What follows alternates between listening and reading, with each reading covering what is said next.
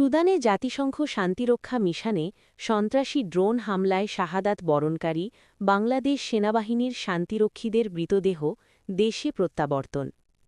Dhaka, ২০ December ২০২৫ শনিবার।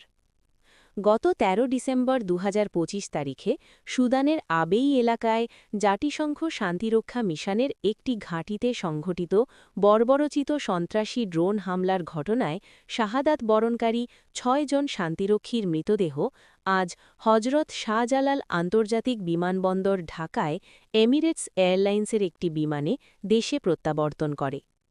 বাংলাদেশ সেনাবাহিনীর chief of general staff lieutenant general Mizanur Rahman Shamim, BP, SBP, OSP, বিএএম, NDC, PSC বিমানবন্দরে শান্তিরক্ষীদের মৃতদেহ গ্রহণ করেন।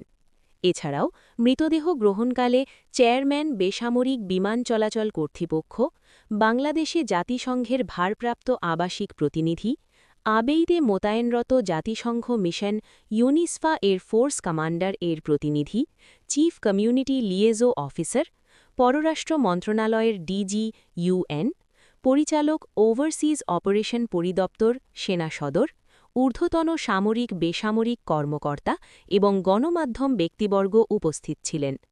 মৃতদেহ গ্রহণকালে সকলে দাঁড়িয়ে ১ মিনিট নীরবতা পালন করেন এবং সকল সামরিক ব্যক্তিবর্গ শাহাদাত বরণকারীদের প্রতি সম্মান জানিয়ে স্যালুট প্রদান করেন।